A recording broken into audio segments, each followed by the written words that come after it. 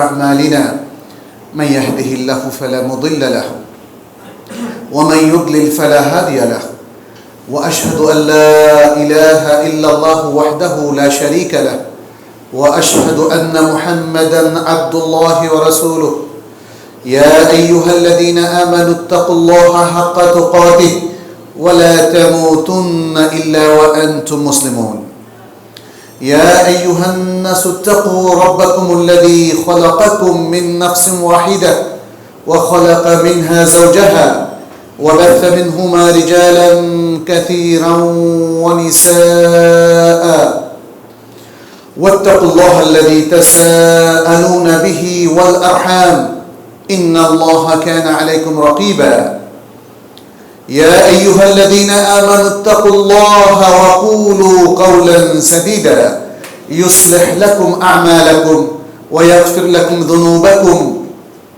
ومن يطع الله ورسوله فقد فاز فوزا عظيما أما بعد فإن خير الحديث كتاب الله وخير الهدي هدي محمد صلى الله عليه وسلم وشر الأمور محدثاتها وكل محدثة بدعة وكل بدعة ضلالة وكل ضلالة في النار ثم أما بعد فيا أيها المسلمون جاءكم شهر التقوى فاتقوا الله يا عباد الله اتقوا الله في أنفسكم وفي أولادكم وفي جميع أعمالكم وأقوالكم وأزواجكم وإخوانكم وعشيرتكم نسأل الله سبحانه وتعالى أن يوفقنا لما يحبه ويرضى وأن يجعلنا من عباده المتقين ومن عباده المؤمنين المخلصين إنه ولي ذلك والقادر عليه أيها المسلمون يقول الله عز وجل في كلامه المجيد يا أيها الذين آمنوا كتب عليكم الصيام كما كتب على الذين من قبلكم لعلكم تتقون ويقول أيضا فمن شهد منكم الشهر فليصم أيها المسلمون আমরা আজকে এই জুমাবারে সালাতুল জুমার উদ্দেশ্যে একসাথ হয়েছি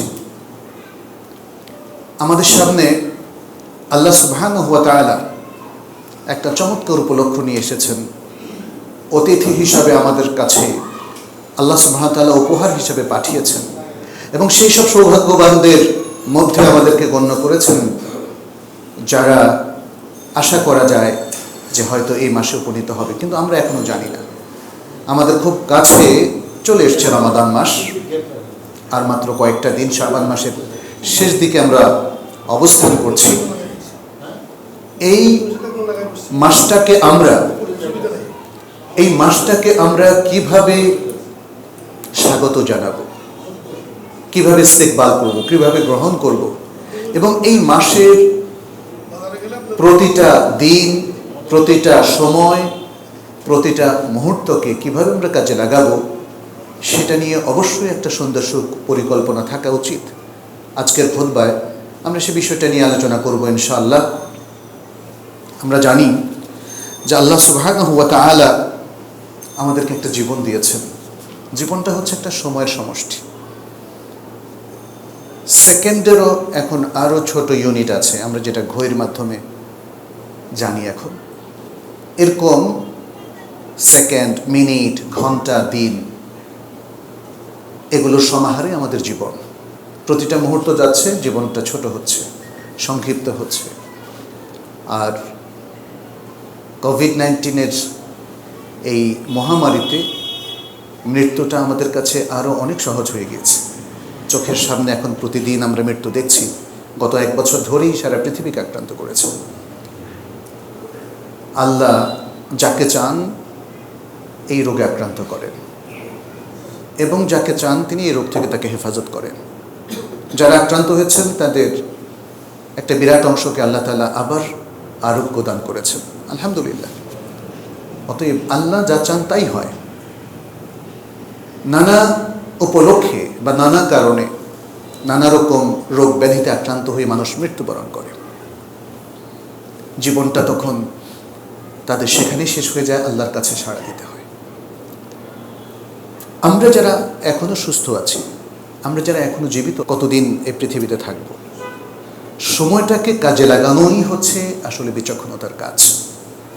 আর এই যে আল্লাহ সুবহানাহু ওয়া তাআলা আমাদেরকে বিভিন্ন উপলক্ষ দিচ্ছেন, বিভিন্ন মৌসুম দিচ্ছেন, মৌসুমুল ইবাদাত, রামাদানের মধ্যে আবার একটা বিশেষ রাত্রি লাইলাতুল কদর, এবং এর আগে পরেও আরও অনেকগুলো উপলক্ষ আছে, যেমন শাহরুল্লাহিল মুহাররম, যেমন শাবান, এবং যেমন আল আশহুরুল হুরুম, যেমন হজের মাস এবং জিলহজ মাসের প্রথম 10 দিন ইত্যাদি নানা উপলক্ষ দিয়ে আল্লাহ তাআলা আসলে আমাদের কাছে সেই সুযোগটা সৃষ্টি করেন যাতে জীবনের সময়গুলোকে আমরা কাজে লাগাতে পারি। কিন্তু আফসোস আমাদের অনেকের জন্যে, যারা হয়তো এগুলো লক্ষ্যও করছেন না, তারা তাদের জাগতিক কাজে এতই ব্যস্ত, বিশাল বিশাল সুযোগ তাদের চলে যাচ্ছে, তারা খেয়াল করছেন না, এবং এর মধ্য দিয়েই কিন্তু মৃত্যু এসে যাচ্ছে। আপনি যেই হন না কেন, যত ক্ষমতাধরী হন না কেন, যত ধনী হন না কেন, তাই না, আমাদের কাছে ইতিমধ্যেই যেহেতু একসাথে বহু লোক মারা যাচ্ছে এখন, সে এক্সাম্পলগুলো একদমই আমাদের চোখের সামনে চলে এসছে। আগে হয়তো আমরা খোঁজ খবর রাখতাম না যে কে কোথায় মারা যাচ্ছে, কিন্তু মৃত্যুর হারটা এখন বেড়ে গিয়েছে। চোখের সামনে আমরা দেখেছি হাজার হাজার কোটি টাকার মালিক, অত্যন্ত ক্ষমতাধর ব্যক্তিরাও কিছুই করতে পারছে না। মৃত্যু থেকে নিষ্কৃতি পাওয়ার কোনো সুযোগ নাই। সম্মানিত উপস্থিতি, অতএব রমাদান আমাদের দরজায় এসে কড়া নাড়ছে। একজন অতিথি হিসাবে এসে চলেই এসেছে প্রায়, আর মাত্র কয়েকটা দিন। অতএব এখন থেকেই আমাদের উচিত মানসিকভাবে প্রস্তুত হওয়া যে এই রমাদানকে কিভাবে আমরা ইস্তেকবাল করব, স্বাগত জানাবো। সে আমাদের কাছে অত্যন্ত সম্মানিত একজন অতিথি, এবং রমাদান প্ল্যান যেটাকে বলা হয়, তার প্রতিটা দিন, প্রতিটা মুহূর্তকে কাজে লাগানোর জন্য কীভাবে আমরা প্ল্যান করব, আমরা সে বিষয়টা নিয়ে কিছু বিষয় আপনাদের সামনে তুলে ধরব। তার আগে আমরা সবাই জানি রমাদান প্রতি বছরই আমরা পাই, কিন্তু শুরুতেই আমরা একটু বলতে চাচ্ছি যে আসলে রমাদান আমাদের কাছে আসছে, এর বৈশিষ্ট্যটা কি মেসেজ দিয়ে আসছে, রমাদানটা কি আসলে। রমাদান হচ্ছে শাহরুল কোরআন, শাহরু রমাদান আল্লাযী উনজিলা ফীহিল কোরআন। রমাদান হচ্ছে শাহরুল হিদায়াহ, হুদাল লিন-নাসি ওয়া বায়্যিনাতিন মিনাল হুদা ওয়াল ফুরকান। রমাদান হচ্ছে শাহরুল গুফরান ওয়াল মাগফিরাহ। عن أبي هريرة رضي الله عنه في الحديث المتفق عليه عن النبي صلى الله عليه وسلم قال من صام رمضان إيمانا واحتسابا غفر له ما تقدم من ذنبه।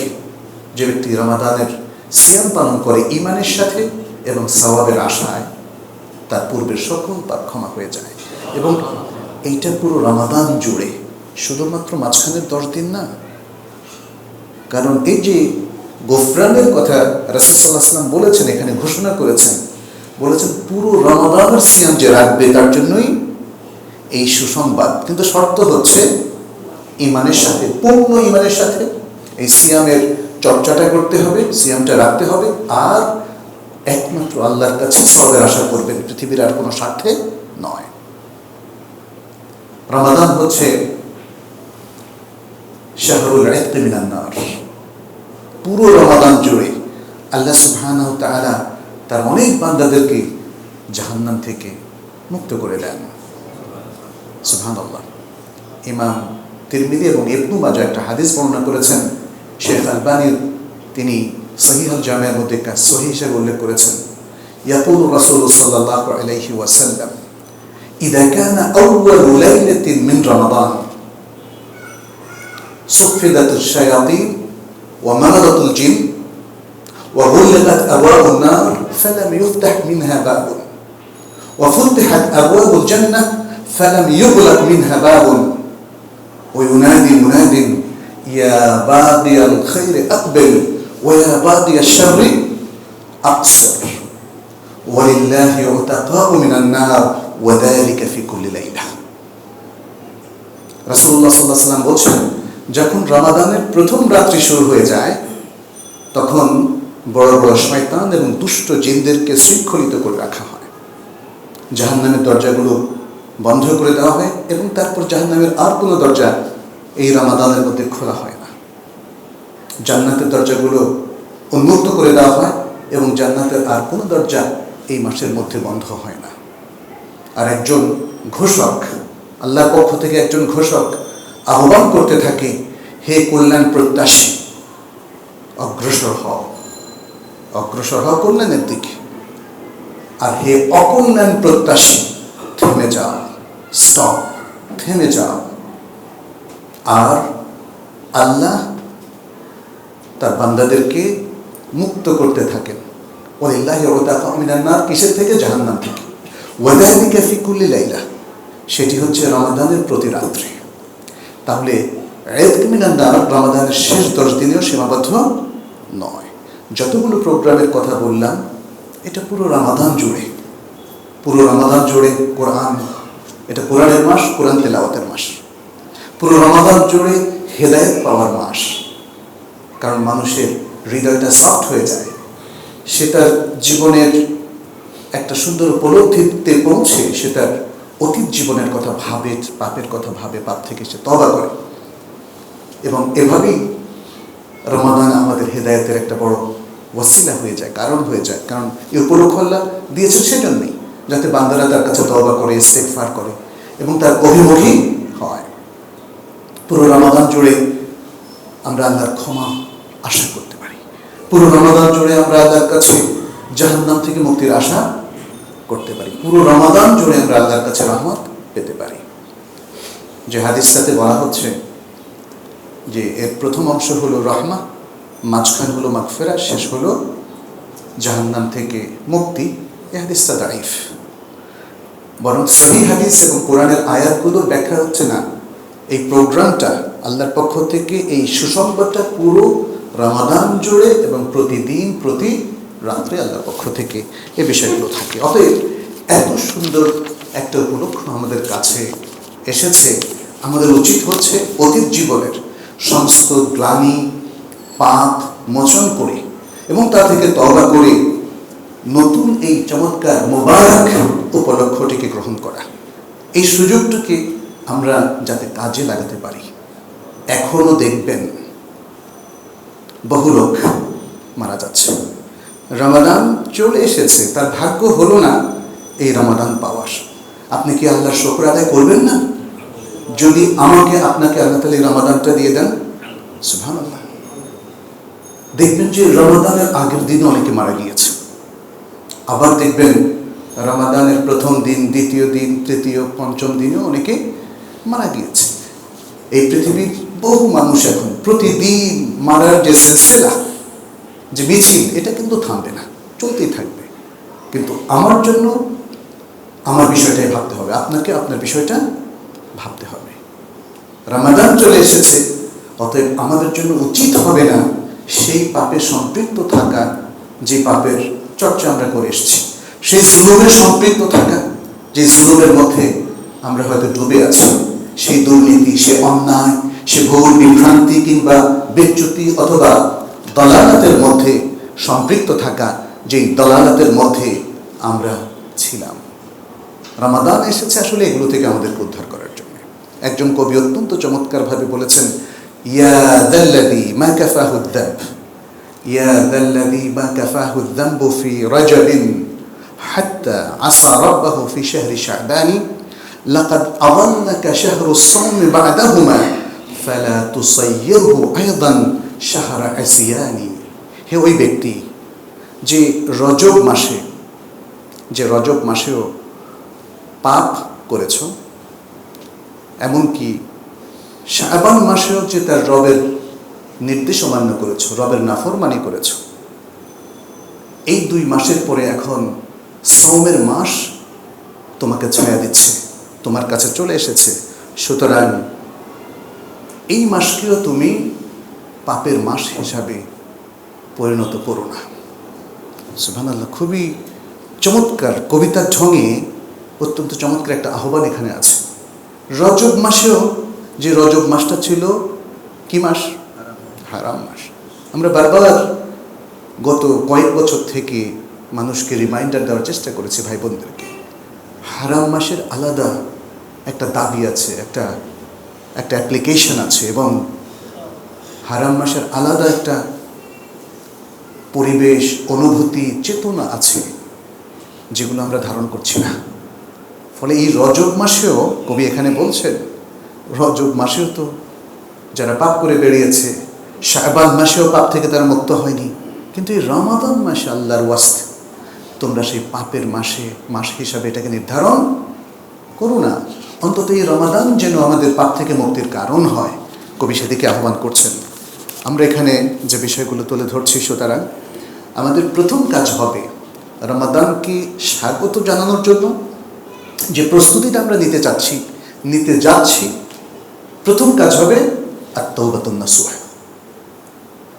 নিষ্ঠার সাথে তওবা করা। এতকাল অনেক পাপ হয়তো আমরা অনিচ্ছায় করেছি, সে পাপগুলো থেকে মুক্তির একমাত্র উপায় হচ্ছে আত-তাওবাতুন নাসুহ। এই জন্যই আল্লাহ তাআলা কোরআনে বলেছেন, ইয়া আইয়ুহাল্লাযীনা আমানু তুবু ইলাল্লাহি তাওবাতান নাসুহা, হে ইমানদার লোকেরা তোমরা আল্লাহর কাছে নিষ্ঠার সাথে তওবা করো।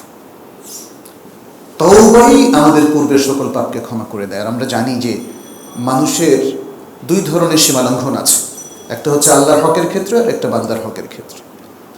আল্লাহ এবং বান্দার হকের ক্ষেত্রে কমন তিনটা শর্ত আছে তওবাতুন নাসুহ করার জন্য। একটা হলো যেই ভুলটা আমরা করছি, যে পাপে আমরা সম্পৃক্ত হয়েছি, অথবা যেই দলালতের মধ্যে আমরা ছিলাম, সাথে সাথে সেটাকে বর্জন করা এবং আমাদের অনুতাপ করা, ভবিষ্যতে কখনো করব না বলে আল্লাহর কাছে প্রতিজ্ঞাবদ্ধ হওয়া। এই তিনটা, যে কোনো হক বা অধিকার নষ্ট করার ক্ষেত্রে, নষ্ট করার পরে যদি কেউ তওবা করতে চান, তাহলে এই তিনটা কাজ তাকে প্রথমত করতে হবে। আর বান্দার হকের ক্ষেত্রে বান্দার হকটা যে নষ্ট করা হয়েছে, হয় তার কাছ থেকে ক্ষমা নিতে হবে, অথবা তিনি যদি ক্ষমা না করেন তাহলে তার হকটা তাকে পৌঁছায় দিতে হবে, কিংবা তার ওয়ারিসদেরকে, তিনি যদি মারা যান ওয়ারিসদেরকে পৌঁছে দিতে হবে। তাহলে বান্দার হকের ক্ষেত্রে একটি সমস্যা ছিল, সেই জায়গাটা ইসলাম আমাদেরকে নির্দেশনা দিয়েছে যে এই জায়গাটা মিটমাট করার আগ পর্যন্ত কিন্তু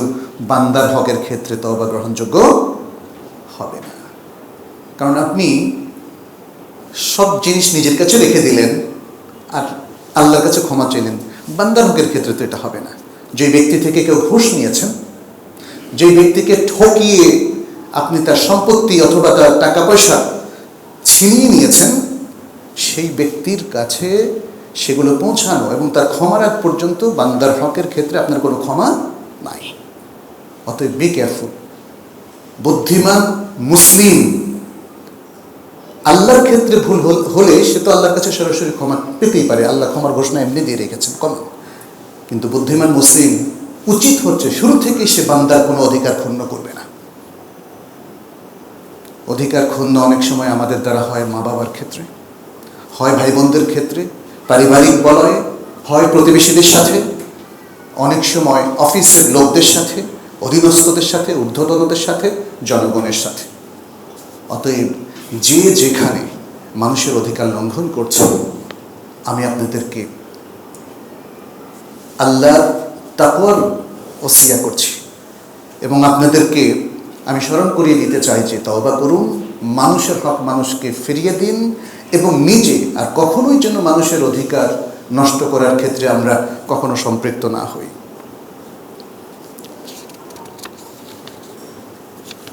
যারা অনেক পাপ করে ফেলেছেন, অনেক পাপ করার অনেকগুলো সমস্যা। প্রথম সমস্যা হচ্ছে এই পাপ থেকে বের হওয়া কঠিন হয়ে যায়। পৃথিবীর বড় বড় পাপে যারা সম্পৃক্ত আপনি দেখবেন, সেই পাপ থেকে তার বের হওয়া কঠিন হয়ে যায়। যে জুয়া খেলে, জুয়া থেকে তার বের হওয়া কঠিন হয়ে যায়। এটা একটা নেশার মতো। যে জেনা ব্যভিচারে লিপ্ত, সেখান থেকে বের হওয়া তার জন্য কঠিন হয়ে যায়। এবং বিশেষ করে মেয়েরা যারা সবচেয়ে খারাপ পেশায় নিযুক্ত, সেই জীবন থেকে তার বের হওয়া কঠিন হয়ে যায়। যে চুরি ডাকাতিতে লিপ্ত, তার চুরি থেকে বের হওয়া, ডাকাতি থেকে বের হওয়া খুব কঠিন হয়ে যায়।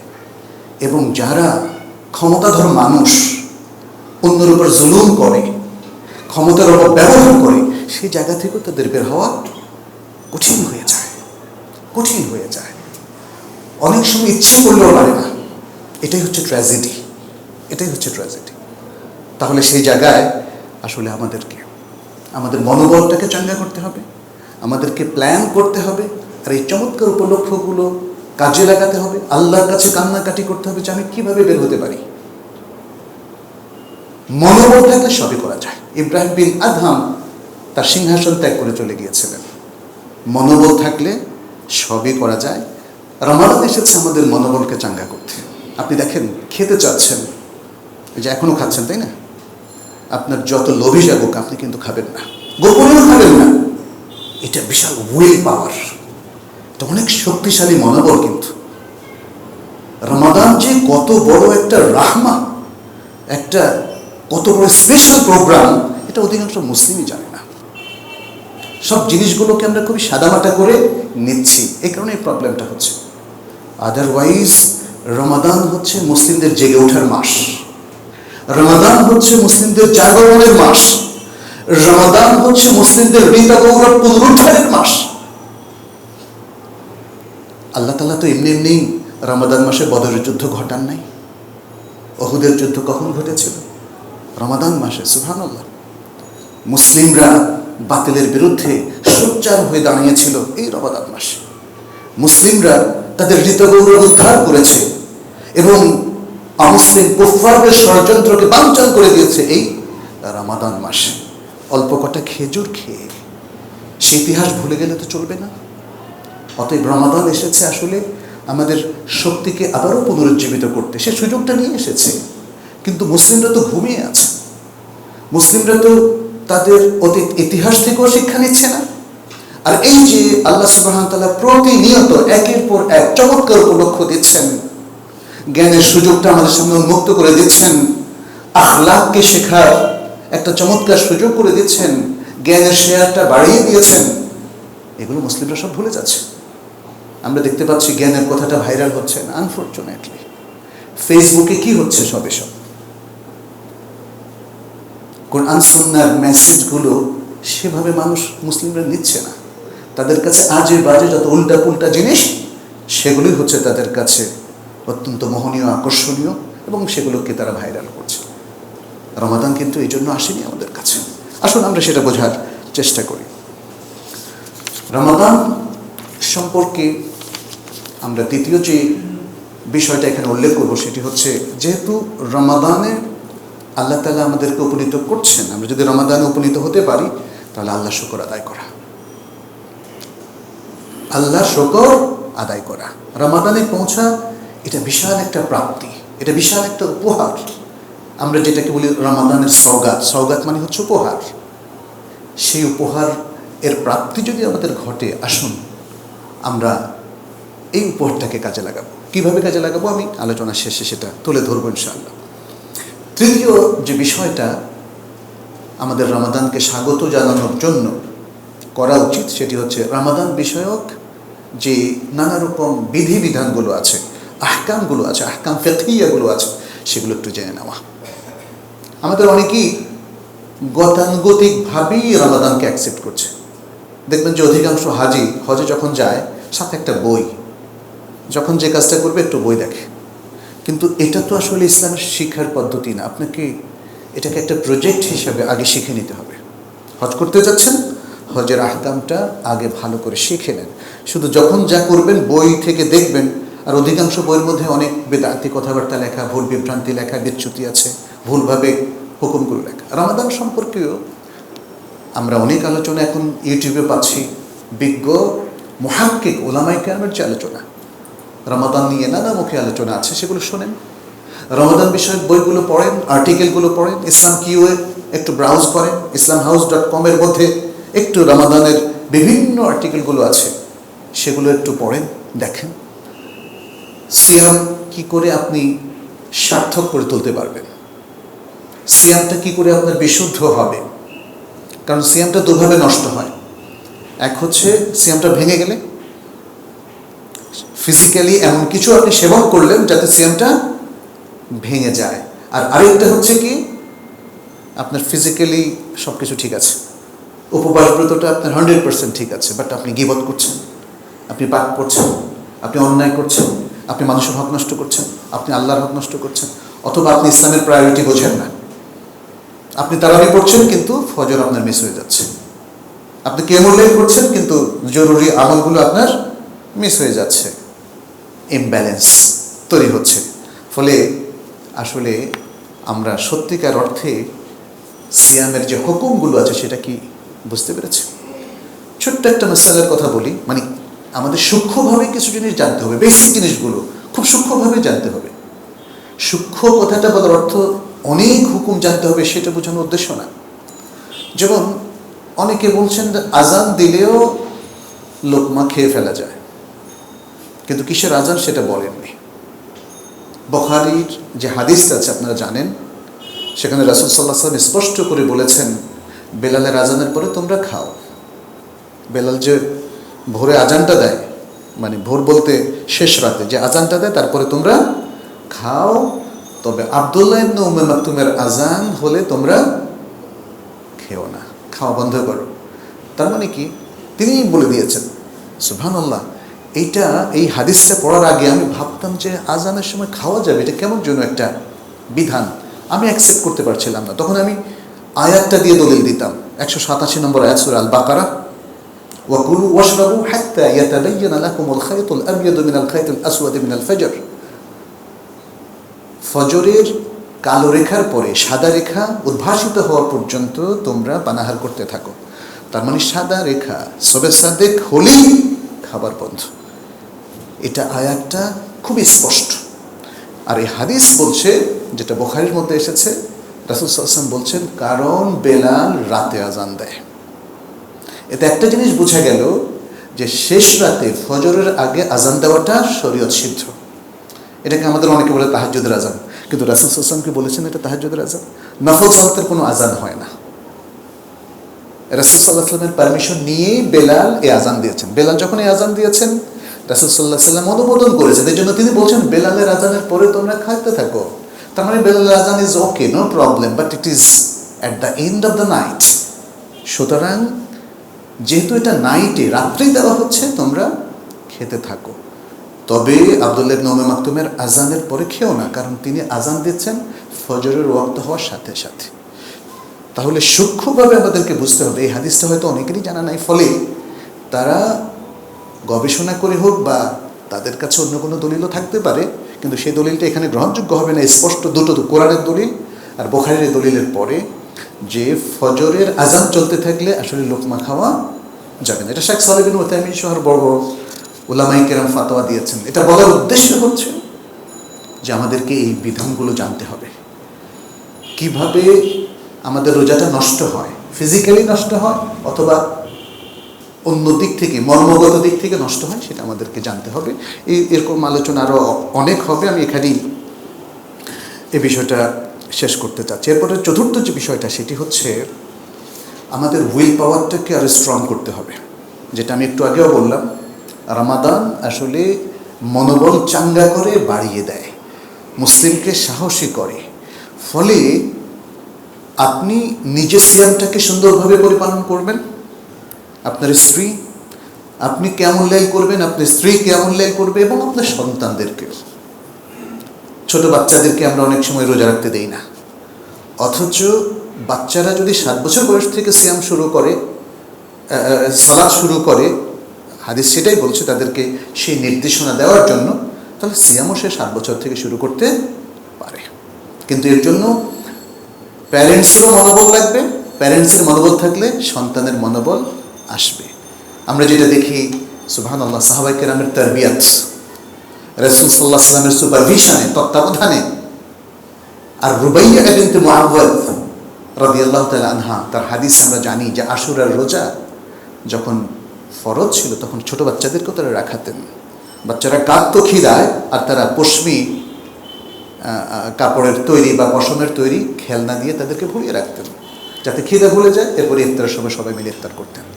ছোট বাচ্চাদেরকে সিয়াম রাখানো, এটা একটা চমৎকার তারবিয়াত, এবং এটার সাথে আমাদের মনোবলের একটা সম্পর্ক আছে। এরপরে মনোবলের সবচেয়ে বড় কাজটা হচ্ছে পাপ বর্জনের ক্ষেত্রে। অনেকেরই ঘুষ খাওয়ার অভ্যাস আছে, অনেক ভালো ভালো নামাজি লোক দেখছি ঘুষ খায়, বলে আবার মানুষের কাছে। এই খাওয়াটা তারা সহজে ছাড়তে পারে না। আর আজকাল তো মনে হয় যেন বৈধ জিনিস। এটা পৃথিবীর সবচেয়ে বড় পাপের মধ্যে একটা পাপ। কারণ রাসূল সাল্লাল্লাহু আলাইহি ওয়াসাল্লাম থেকে এসেছে যে ঘুষ খায় আর দেয় তারা দুজনেই কেলাহুমা ফিন্নার। সুদটাও আমাদের ডাল ভাত হয়ে গেছে, তাই না? এই পাপগুলো থেকে উঠে আসা কঠিন। যিনি সুদী ব্যাংকে কাজ করছেন, হ্যাঁ, তিনি ব্যাংক থেকে বের হওয়ার ব্যাপারে আমরা হয়তো অনেক পরামর্শ দিচ্ছি, কাউন্সেলিং করছি, সেটা আলাদা। কিন্তু বের হয়ে আসতে পারবেন কি সহজে? ব্যবসা বাণিজ্যের মধ্যে দেদারসে যে দুর্নীতি আছে, এখন সেই দুর্নীতির কারণে ব্যবসা বাণিজ্য ত্যাগ করতে পারবেন কি, মানে ইত্যাদি। কিন্তু একটা জিনিস আসলে সবাই এই রমাদানের যে আমরা হিম্মা আলিয়ার কথা বলছি সেটা করতে পারেন, যে আমি যে জিনিসগুলো বর্জন করতে পারি ইচ্ছে করলেই অন্তত সেই জিনিসগুলো বর্জন করি। এবং এটা হচ্ছে একটা পলিসি, একটা খতওয়া, একটা পদক্ষেপ যার মাধ্যমে আপনি আস্তে আস্তে সমস্ত পাপগুলোকে বর্জন করার জন্য একটা শক্তিশালী মনোবল তৈরি করতে পারবেন। পাপ বর্জনের জন্য মনোবল তৈরি করা একটা বিশাল ব্যাপার। তো যাই হোক, এখানে আল্লাহ তাআলা সূরা মুহাম্মদের মধ্যে বলেছেন ফালাউ সাদাকুল্লাহা লাকানা খায়রাল লাহুম, যদি তারা আল্লাহকে সত্য বলে মেনে নিত, আল্লাহর দ্বীনকে, আল্লাহর হুকুমকে, তাহলে এটা তাদের জন্য উত্তম হতো। আর আল্লাহ বলেছেন ওয়াল্লাযীনা জাহাদু ফীনা লানাহদিয়ান্নাহুম সুবুলানা, যারা আমার দ্বীনের মধ্যে চেষ্টা চরিত্র কষ্ট করে আমি তাদেরকে হেদায়েত দেব, তাদেরকে একটা সুযোগ করে দেব, তাদেরকে একটা ওয়ে আউট করে দেব। এবং এরকম আয়াত আরও অনেক আছে। ওয়া ইয়াত্তাকিল্লাহা ইয়াজআল লাহু মাখরাজা ওয়া ইয়ারযুকহু মিন হাইথু লা ইয়াহতাসিব, যে আল্লাহকে ভয় করে আল্লাহ তার জন্য একটা ওয়ে আউট করে দেন, অর্থাৎ একটা উপায় তার জন্য খুলে দেন এবং তাকে এমন জায়গা থেকে রিজিক দেন যা সে কল্পনাও করেনি। আমরা তো রিজিকের ধান্দায় তো এগুলো করি, তাই না? আর এরপরে আয়াতে আল্লাহ তাআলা বলছেন ওয়া ইয়াত্তাকিল্লাহা ইয়াজআল লাহু মিন আমরিহি ইউসরা, যে আল্লাহকে ভয় করে, আল্লাহর তাকওয়া অবলম্বন করে, আল্লাহ তার জন্য সহজ করে দেন, তার বিষয়গুলো আল্লাহ সহজ সাধ্য করে দেন। রমাদানের এই দিনগুলো অল্প কয়টা দিন, আল্লাহ বলছেন কি আইয়ামা মাদুদাত, এটা হচ্ছে আমাদের পঞ্চম বিষয়। সত্যি এটা দেখবেন যে এত কম, যদিও শুনতে মনে হয় যেন এক মাস। আপনি দেখবেন মাসটা কখন আসলো আর কখন গেল টেরই পেলেন না। প্রতি বছর এমনই হয়, প্রতি বছর আপনি দেখবেন যে এরকমই হয়। আল্লাহ রমাদান আসবে করে কত উদ্দীপনা আমাদের মধ্যে, মাত্র শুরু হলো এর মধ্যে ঈদ চলে আসলো। সময়টাকে কাজে লাগাতে হবে। আমরা নানা কাজে নিজেদের সময়টাকে নষ্ট করি, অহেতুক অনেক কাজে নিজেকে সময় নষ্ট করি। আর আমাদের সালাফ কি করতেন জানেন? তারা ইভেন হাদিসের দার্স বন্ধ করে কোরআন এর পঠন পাঠনে লিপ্ত হতেন। কোরআনমুখী হওয়া, কোরআনের মাস, কোরআনমুখী হওয়া অত্যন্ত ইম্পর্টেন্ট একটা বিষয়। মানুষের মধ্যে আজকে আপনি দেখবেন সারা বিশ্বের মুসলিম অধিকাংশই কিন্তু কোরআনের সাথে সম্পর্ক খুব দুর্বল। আপনি একটু সার্ভে করেন আশেপাশে, বৎসরে কয়দিন সে কোরআন পড়ে? আর কোরআন কি শুধুই তেলাওয়াতের জন্য নাজিল হয়েছে? কোরআনের অর্থ বুঝতে হবে না? মুসলিম উম্মার আজকে এই দুর্বল পজিশন তৈরি হয়েছে কোরআনের মেসেজটাকে না বোঝা এবং কোরআনের মেসেজটাকে বাস্তবায়ন না করার কারণে। কোরআনের তেলাওয়াতটা আমাদের ভালো লাগে, কোনো সন্দেহ নেই, এটা আমার দেহমানকে অনুরণিত করে, কোনো সন্দেহ নাই। বাট কোরআনের মেসেজটা আমার হৃদয়ের উপরে, আপনার আমার হৃদয়ের উপরে বিশাল প্রভাব বিস্তার করে। কোরআনকে যখনই বুঝবেন দেখবেন যে আপনি অন্য মানুষে পরিণত হবেন। কিন্তু কোরআনকে যদি না বুঝেন, ওই মৌলভী সাহেবদেরকে দিয়ে কোরআন তেলাওয়াত করে কোনো লাভ পাবেন না। আর সওয়াব কি যায় কি না সেটাও একটা দেখার বিষয়। একজনে পড়বে আর সওয়াব পাবেন আপনি, এটা কিভাবে সম্ভব? ইসলাম এই ধরনের ফর্মুলা আসলে দেয়নি। শুধুমাত্র দোয়ার কথা আলাদা। সালাত উনি পড়বেন আর সওয়াব পাবো আমি, কোরআন আপনি পড়বেন আর সওয়াব পাবো আমি, হ্যাঁ, সাদাকা আপনি আপনার পক্ষ থেকে করবেন সওয়াব পাবো আমি, এটা হবে না। হ্যাঁ, সাদাকা যদি আমার পক্ষ থেকে করা হয় তাহলে সওয়াব পাওয়া যাবে। আচ্ছা, এরপরে ষষ্ঠ যে বিষয়টি সেটি হচ্ছে রমাদানের প্রত্যেকটা কাজে আল্লাহ তাআলা বরকত দিচ্ছেন। রমাদান পুরোটাই হচ্ছে, যেটা আমরা একটু আগে বললাম শুরুতে, রহমতের মাস, বরকতের মাস, মাগফিরাতের মাস, হেদায়েতের মাস, এবং আল্লাহর পক্ষ থেকে অনেক প্রাপ্তির মাস, উপহাস প্রাপ্তির মাস। এগুলোকে তো আপনাকে নিতে হবে একটা একটা করে। আমি যদি আপনাকে প্রচুর দিতে থাকি, আপনাকে তো নিতে হবে, তাই না? আপনি দেখবেন যে আর্মিতে স্যালুট দেওয়া হয়, আবার স্যালুট নিতেও হয়,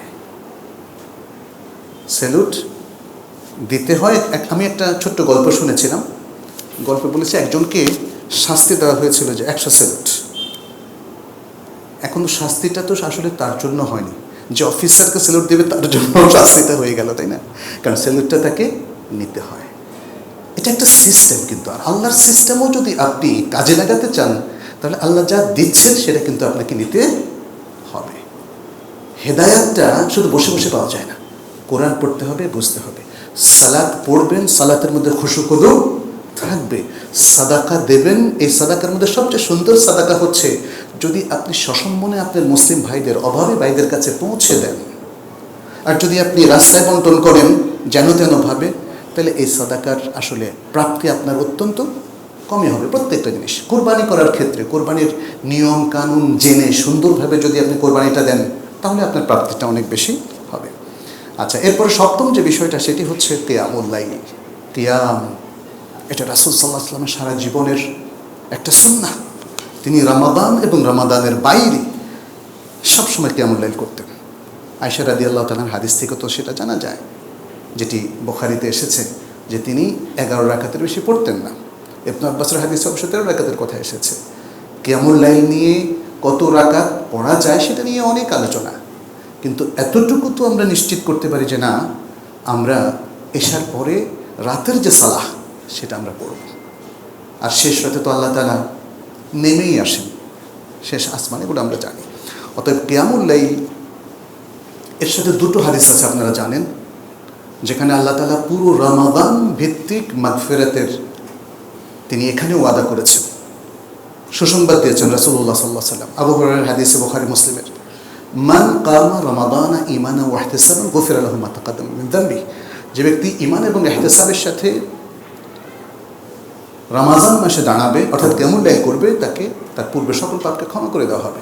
মান কামা লাইলাতুল কদরি ঈমানান ওয়া ইহতিসাবান গুফিরা লাহু মা তাকাদ্দামা মিন যামবি।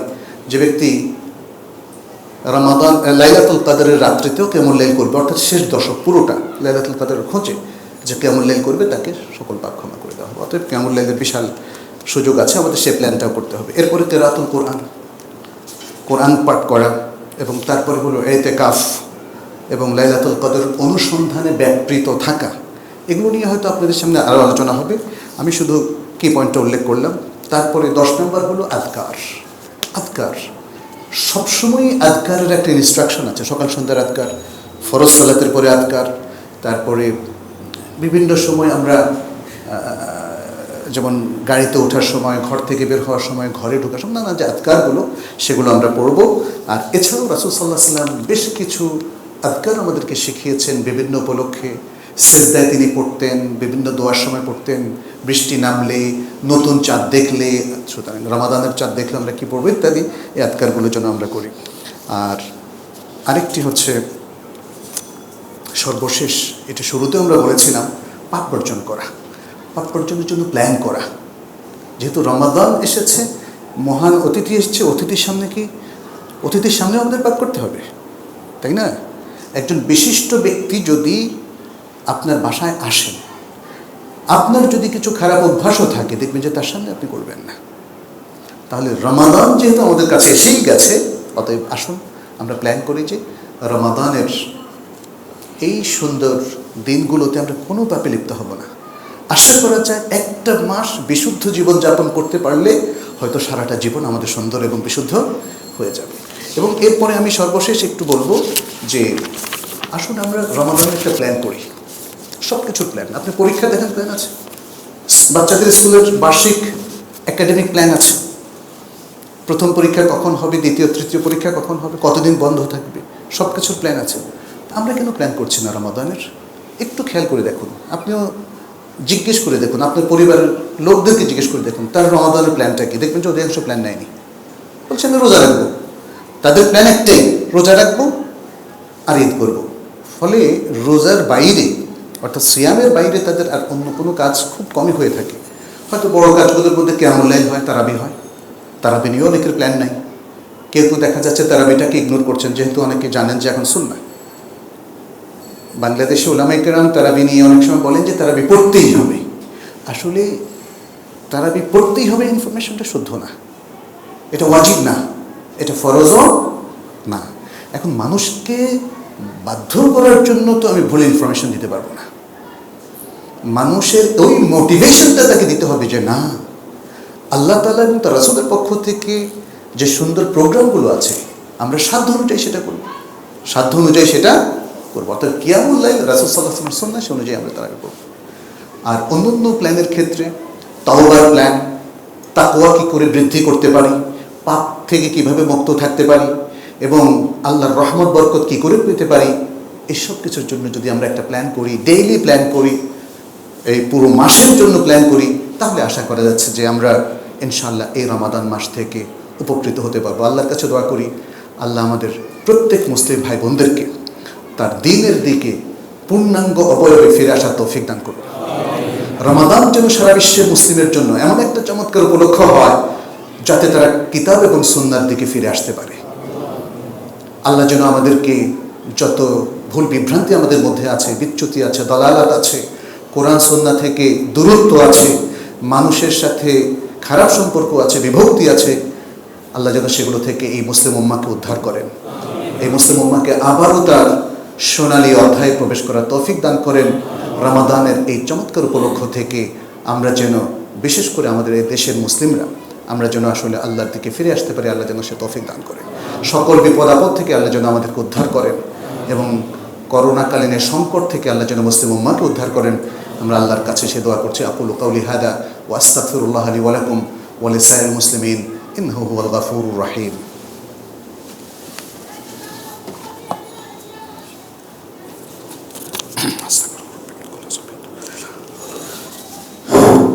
আলহামদুলিল্লাহ রাব্বিল আলামিন والصلاة والسلام على نبينا محمد وعلى آله وأصحابه أجمعين. أما بعد، أيها المسلمون اتقوا الله واتبعوا سنة نبيكم وانتهزوا بفرصة مباركة ألا وهي قدوم رمضان. أسأل الله سبحانه وتعالى أن يتقبل منا صالح أعمالنا وأن يوفقنا لما يحبه ويرضى وأن يجعل ما تعلمنا حجة لنا لا حجة علينا يوم لا ينفع مال ولا بنون إلا من أتى الله بقلب سليم. সম্মানিত উপস্থিতি, আসুন রমাদানের এই যে মহা সুযোগ আল্লাহ তাআলা আমাদেরকে তৈরি করে দিয়েছেন, এই মহান অতিথিকে আল্লাহ তাআলা আমাদের কাছে প্রেরণ করেছেন, আমরা তাকে সংবর্ধনা জানানোর জন্য, তাকে স্বাগতম জানানোর জন্য প্রস্তুত হই, শারীরিক এবং মানসিকভাবে প্রস্তুত হই, আমাদের সম্পত্তির থেকেও সাদাকা করার জন্য প্রস্তুত হই এবং এভাবে এই বছরের রমাদান যেন আমাদের জীবনটাকে আরও অনেক সুন্দর করে ইতিবাচকভাবে পরিবর্তন করে দেয়, সেই জন্যে আমরা একটা প্ল্যান এবং প্রোগ্রাম গ্রহণ করি। আল্লাহ আমাদেরকে সে তৌফিক দান করুন। আমরা জানি যে এখন বাংলাদেশে করোনার দ্বিতীয় ঢেউ চলছে, এটাকে সবাই ঢেউ বলছে, ওয়েভ, সেকেন্ড ওয়েভ। যাই হোক, পৃথিবীর অনেক দেশই আসলে আক্রান্ত হয়েছে। যে সকল দেশ আক্রান্ত হয়েছে তার মধ্যে যেমন ব্রাজিলের কথা আসে, মেক্সিকো এবং আমেরিকা, ইউরোপের অনেক দেশ, আর এখন ভারতও অনেক আক্রান্ত। তার পাশাপাশি এখন বাংলাদেশেও কিন্তু সংক্রমণ আগের তুলনায় বেড়ে গেছে। মুসলিমদেরকে রাসূলুল্লাহ সাল্লাল্লাহু আলাইহি ওয়াসাল্লাম বিচক্ষণ বলে উল্লেখ করেছেন, কারণ মুসলিমরা আসলে সত্যিকারের ব্যালেন্স করে, জগৎ এবং পরজগৎ, ঈমান এবং তার জাগতিক সমস্ত কর্মকাণ্ডের মধ্যে ব্যালেন্স করে। যে কোনো রোগ ব্যাধিতে স্বাস্থ্যবিধি মেনে চলা, এটা ইসলামের সাথে সাংঘর্ষিক নয়। অনেক ক্ষেত্রে আমরা এই ব্যাপারে খুবই উপেক্ষা করছি অথবা এমন কোনো কথা বলছি যাতে মনে হয় যে করোনার সংক্রমণ অথবা এটা যে থেকে আমাদের একটু সাবধান সতর্ক থাকা উচিত যাতে আমরা আক্রান্ত না হই, মনে হয় যেন এগুলি ইমান বিরোধী অবস্থান। এটা আমার অনেকের কথাবার্তায় মনে হচ্ছে, অথচ এটা ইমান বিরোধী অবস্থান নয়। যে কোনো রোগ ব্যাধিতে রাসূল সাল্লাল্লাহু আলাইহি ওয়াসাল্লাম থেকে একাধিক সহিহ riwayat আছে, তিনি তাদাউই অর্থাৎ ঔষধ গ্রহণ এবং স্বাস্থ্যবিধি গ্রহণ, তার নির্দেশনা মেনে নেওয়ার নির্দেশ তিনি দিয়েছেন। কারণ হাদিসের স্পষ্ট বক্তব্য রয়েছে, আল্লাহ তাআলা যে কোনো রোগী দিয়েছেন তার জন্য তিনি শেফা দিয়েছেন, শেফা এবং দাওয়ার ব্যবস্থা করেছেন, শুধু একটা ছাড়া। কোথাও এসছে সেটা আল হারাম অর্থাৎ বৃদ্ধত্ব, প্রৌঢ়ত্ব বা বয়সের যে জীর্ণতা, সেটার কোনো উপশম নাই। তো আসুন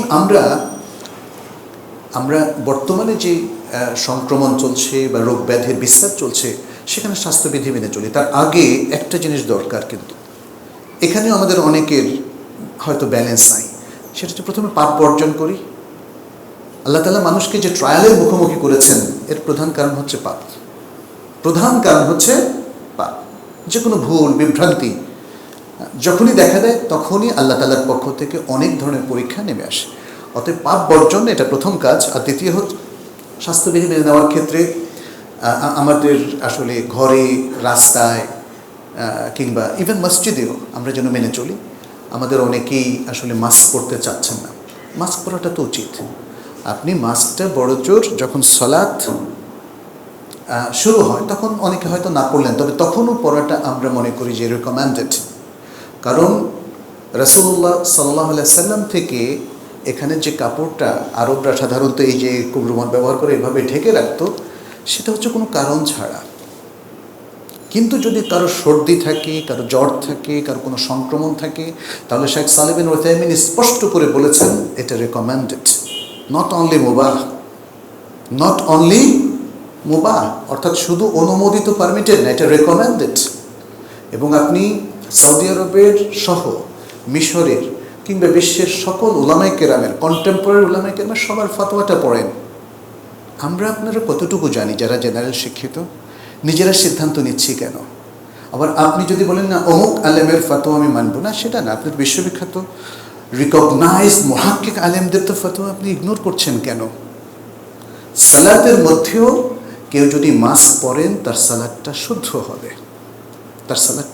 আর সালাতের বাইরে মাস্ক পরাটাকে আমরা রেকমেন্ডেড মনে করি। আর সাথে সাথে হাত ধোয়ার যে বিষয়টা, এটা তো আমাদের রাসূল সাল্লাল্লাহু আলাইহি ওয়াসাল্লাম 1400 বছর আগে শিখিয়ে দিয়েছেন। ঘুম থেকে ওঠার পরে 3 বার হাত ধুতে বলেননি? আর আজকে এটা প্রমাণিত। কেন তিনি বলেছেন আইন মানে লিআন্নাহু মা ইয়াদরি আইনা বাতাত ইয়াদুহু, তার হাত কোথায় ছিল সে জানে না। আমরা এখন কেন হাত ধোয়ার কথা বলছি? কারণ আমাদের হাতটা কোথায় ছিল। এটা শুধু নাজাসাতের কারণেই ধুতে হবে তা না। নাজাসাত অথবা যে কোনো বিপজ্জনক ভাইরাস, এগুলো থেকে আপনি হাত ধোবেন। এবং হাত ধোয়ার ক্ষেত্রে যদি আরেকটু মানে ভালো করে হাত ধোয়া যায়, সেটা হলো সাবান দিয়ে হাত ধোয়া ইত্যাদি স্বাস্থ্যবিধিগুলো আমরা আসলে মেনে চলবো। আর আরেকটা জিনিস, সেটা হচ্ছে শারীরিক দূরত্বের কথা বলা হচ্ছে। শারীরিক দূরত্বের অনেকগুলো হাদিস আছে। রাসূল সাল্লাল্লাহু আলাইহি ওয়াসাল্লাম ওই জনপদের মধ্যে ঢুকতে নিষেধ করছেন যেখানে তাউন কিংবা মহামারী আছে, আবার সেখানে ঢুকতেও নিষেধ করেছেন। রাসূল সাল্লাল্লাহু আলাইহি ওয়াসাল্লাম একদল সাহাবী যখন তার সাথে দেখা করতে এসেছেন, তার মধ্যে একজন ছিলেন সংক্রামক রোগের ব্যক্তি। তাকে বলছেন না, তাকে কাছে আসতে নিষেধ করো, চলে যেতে বলো, তার বাইয়াত আমি গ্রহণ করেছি। এগুলো সবই বুখারীর হাদিস। তারপরে রাসূল সাল্লাল্লাহু আলাইহি ওয়াসাল্লাম বলেছেন যে কুষ্ঠ রোগী থেকে তোমরা ততটাই দূরে থাকো যতটা বাঘ থেকে বা সিংহ থেকে তোমরা দূরে থাকো। তো এই যে শারীরিক দূরত্বের বজায় রাখার কথা এখানে বলা হচ্ছে, যাতে সংক্রমণটা ব্যাপক না হয়ে যায়। অতএব এই বিষয়গুলো কিন্তু মেনে নেওয়াটা এটা শরীয়ত বিরোধী না, এটা মনে রাখতে হবে। আর আরেকটা জিনিস, শরীয়তের একটা বড় মাকাসেদ, শরীয়তের একটা বড় এসেন্স, এটা আমরা মিস করছি। কি? সেটা হচ্ছে যখনই কোনো প্রবলেম তৈরি হয়, যখনই কোনো ব্যক্তি অসুস্থ হয়, যখনই কোনো ব্যক্তির মধ্যে অক্ষমতা তৈরি হয়, তখনই শরিয়া সে জায়গায় এক্সপান্ডেড হয়ে যায়। তার বিধানটা আগে যেরকম সীমাবদ্ধ ছিল, এটা বড় হয়ে যায়। আপনি এই যে ফরজ সালাতটা দাঁড়িয়ে পড়তে হবে, তাই না? যদি না পারেন তাহলে বসে, না পারলে শুয়ে। এটা তো বুখারীর হাদিস। সাল্লি কাইমান ফাইন লাম তাসতাতি ফাকাইদান ফাইন লাম তাসতাতি ফাআলা জামবিন। তুমি সালাত দাঁড়িয়ে পড়ো, না পারলে বসে, না পারলে শুয়ে। ফামান কানা মিনকুম মারিদান আও আলা সাফারিন ফাইদ্দাতুম মিন আইয়ামিন উখর। যে ব্যক্তি তোমাদের মধ্যে থেকে অসুস্থ অথবা সফরে থাকে, কারণ সফরও তো রাসূল সাল্লাল্লাহু আলাইহি ওয়াসাল্লাম বলছেন কিতআতুম মিনান নার, এটা জাহান্নামের একটা অংশ, কষ্টের কাজ। অতএব তখন তোমরা রোজা ভঙ্গ করো, আরেকদিন হিসাব করো, রোজা রাখো। শরীরের প্রত্যেকটা জায়গায় যে রোকসা, আমরা রোকসা বলি, বহু জায়গায় রোকসা আছে। প্রত্যেকটা জায়গায় আপনি কোনো কাজ করতে পারছেন না, তাহলে যেটা করতে পারবেন শরীর সেই জায়গায় আপনার জন্য স্পেশাল পারমিশন দেবে। অতএব আমাদেরকে মনে রাখতে হবে যে এই যে করোনাকালীন এই সমস্ত জায়গায় শরিয়ার রুখসত গ্রহণ করাটা এটা নিষিদ্ধ নয়। আপনি যদি কখনো সংক্রমিত হন, আপনি পরিপূর্ণ সুস্থতার আগে মসজিদে আসবেন না। তারপরে আমরা এখন হাত মেলানোর জন্য বা কোলাকুলি করার জন্য এটা তো আমাদের আসলে ভালোবাসার অভ্যাস, তাই না? কোনো সন্দেহ নাই। বাট এই সময় যদি একটু সংযত থাকা যায়, মনে করি ভালো। কারণ আমরা না জানা অবস্থাতেও কিন্তু আমরা অনেক সময় এই ভাইরাসটা বহন করি, ফলে অন্যের কাছে খুব দ্রুত সংক্রমিত হয়ে যেতে পারে। একটু সাবধানতা, যারা সাবধানতা অবলম্বন করছেন সেই জায়গায় কিন্তু এর সংক্রমণটা কম। অতএব এটা হচ্ছে জাগতিক একটা বিষয়, আমরা যতটা সতর্ক থাকতে পারি এর মধ্যেও হয়ে যেতে পারে। আমারও তো হয়েছিল গত মাসে, আপনারা জানেন, এর মধ্যে হয়ে যেতে পারে। আমার আত্মীয় স্বজনের মধ্যে অনেকেই কিন্তু আল্লাহর কাছে চলে গিয়েছেন এই ভাইরাসে আক্রান্ত হয়ে, আবার আল্লাহ আমাকে ফিরিয়ে এনেছেন আপনাদের কাছে দ্বীনের খেদমতে এবং ইসলামের খেদমতে। অতএব বিষয়টা আমরা মনে রাখবো। আর আমরা আরও জানি যে আমাদের এই মুসল্লিদের, এই মসজিদের মুসল্লিদের মধ্যে অনেকেই কিন্তু আক্রান্ত। আমাকে ইতিমধ্যে অনেকে জানিয়েছেন, এবং আমাদের মুতাল্লি সাহেবেরও একজন অত্যন্ত কাছের আত্মীয়, আতিক সাহেব নাম না, তিনিও খুবই অসুস্থ অবস্থায় আছেন। তারপরে ওনার ভাইও কিন্তু, এবং যে আমাদের যে মিজান ভাই আছে আপনারা জানেন, তার বাবা এবং মা তার হসপিটালে আছেন। বাস্তবতা, আমরা তাদের সবার জন্য একটু দোয়া করব। আল্লাহ যেন তাদেরকে সুস্থ করে দেন, আল্লাহ যেন তাদেরকে পূর্ণ শিফা দান করেন, শিফায়ে আজেল দান করেন। এবং আমাদের আরও অন্য যে সমস্ত মুসলিম ভাই বোনেরা আছেন তাদের সবার জন্য আমরা দোয়া করছি, আল্লাহ যেন তাদেরকে হেফাজত করেন, শিফা দান করেন এবং শিফায়ে কামেল দান করেন। আপনারা জানেন যে এখন এপ্রিল মাসে আমাদের অনেকগুলো অন্য ধরনের সাংস্কৃতিক কর্মকাণ্ড আছে, যেখানে হিন্দুয়ানা অনেক কিছু আছে। পয়লা বৈশাখকে ঘিরে আমাদের দেশে এমন সব কিছু করা হয় যেটা ইসলাম সাপোর্ট মোটেই করে না, এবং যার অনেকগুলো হয় শিরক নয় বেদাতের সাথেই সম্পৃক্ত। আমরা আপনাদেরকে বলবো এগুলো বর্জন করুন, ঈমানকে রক্ষা করুন। আজকের মূল খুতবায় আমরা বলেছি ঈমানকে প্রোটেক্ট করে রমাদানের এই সুযোগটাকে কাজে লাগাতে। এটা এই বাঙালি জাতির জন্য আরেকটা পরীক্ষা, ট্রায়াল। এবার পহেলা বৈশাখ হচ্ছে রমজানে, এবং নেক্সট ইয়ারও তাই হবে। আল্লাহ আসলে দেখতে চান কে শিরক বিদআতের মধ্যে আছে আর কে পিওর ঈমানের মধ্যে আছে। অতএব বি কেয়ারফুল, আপনার প্রত্যেকে সতর্ক থাকুন। যে কোনো বিজাতীয় যে সংস্কৃতি আছে, সেটা যে সংস্কৃতি নাম দেখ না কেন, আজকে মুসলমানদের মধ্যে বিভক্তি। একদল মুসলিম তথাকথিত আধুনিক অথবা বুদ্ধিজীবী, তারা আজকে সব কিছুকে অ্যাকসেপ্ট করছে। তারা ইহুদিদের অথবা খ্রিস্টানদের অথবা হিন্দুদের কিংবা বৌদ্ধদের সব কিছু অ্যাকসেপ্ট করছে। তারা এমন একটা আয়োজন তারা করছে যাতে করে এখন আমাদের শিক্ষিতরা অথবা আমাদের জনগণ সব কিছুকে, সব ধর্মকে মেনে নেয়। আমরা তো অন্য ধর্মের প্রতি চড়াও হচ্ছি না, কিন্তু আমাদের কি কোরআন আছে না? আমাদের কি সুন্নাহ আছে না? আমাদের নিজস্ব আকীদা আছে না? আমাদের নিজস্ব চিন্তা ভাবনা, মৌন নীতি আছে না? সেগুলোকে কেন বাদ দেবেন? সেগুলোর সাথে অন্য ধর্মের জগা খিচুড়ি হওয়ার তো কোনো সুযোগ নাই। অতএব আসুন আমরা আমাদের বিশুদ্ধ কোরআন সুন্নাহ ভিত্তিক আকীদাটাকেই আমরা পোষণ করি, হোল্ড করি, এবং এর সাথে যত পৌত্তলিক ধ্যান ধারণা অথবা অন্য ধর্মের কৃষ্টি কালচার, সেটা তাদেরকেই বহন করতে দেন। সেটা যেন আমাদের মধ্যে অনুপ্রবেশ না করে, আমাদের সন্তানদের মধ্যে, আমাদের যুবক যুবতী কিশোরদের মধ্যে যেন সেটা অনুপ্রবেশ না করে, আমরা সেটা যেন খেয়াল রাখি। পরিশেষে এই মসজিদ সুবহানাল্লাহ একসময় ছিল, আপনারা দেখেছেন, খুব ছোট। বেশ 1-1.5 বছর ধরে আমরা নিচে যেখানে পার্কিং ছিল সেখানে পড়াতাম, আমরা নামাজ পড়তাম। এখন আল্লাহ তাআলা আমাদেরকে কিছু তৌফিক দিয়েছেন, আল্লাহর অনেক শুকরিয়া। এবং তারপরে আপনাদেরও শুকরিয়া আদায় করছি যারা আসলে এখানে অনেক কন্ট্রিবিউশন দিয়েছেন, অনেক অবদান রেখেছেন, এবং আপনাদের সবার সহযোগিতায় আসলে আলহামদুলিল্লাহ 10 তলা পর্যন্ত হয়ে গেছে। কিন্তু এখন অনেক খরচ আছে, এখনও এটার মেনটেনেন্স খরচ এবং আরও অনেক খরচ আছে, কিছু অসম্পূর্ণ কাজ। আমি আপনাদের সবাইকে উদাত্ত আহ্বান জানাচ্ছি যে আপনারা আপনাদের হাত বাড়িয়ে দিন। রমাদান মাস দান খয়রাত সাদাকার মাস। আপনারা মসজিদের জন্য জাকাতের বাইরে অন্য আপনাদের যে সাদাকা, যেটা আপনি ব্যালেন্স হিসাবে রাখতে চাচ্ছেন পরকালে, সেটা আপনারা এখানে দান করতে পারেন। আর এখানে জাকাতের খাতও আছে, জাকাতের খাতেও এখানে দিতে পারেন। মসজিদ কর্তৃপক্ষ জাকাতটা জাকাতের খাতে ব্যয় করবে। তো আল্লাহর কাছে দোয়া করছি আল্লাহ যেন আমাদের সমস্ত দান কবুল করেন, আমাদের আমলকে কবুল করেন, আমাদেরকে হেদায়েত দেন এবং আমাদের উপর রহমত বর্ষণ করেন। আমাদের প্রত্যেককে রমাদানের চমৎকার প্ল্যান প্রোগ্রাম নেওয়ার তৌফিক দান করেন এবং আমাদের প্রত্যেককে জাগতিক যে সমস্ত সমস্যা, যে সমস্ত অন্যায় অথবা যে সমস্ত রোগ ব্যাধি আছে, এগুলো থেকে আল্লাহ যেন আমাদেরকে রক্ষা করেন।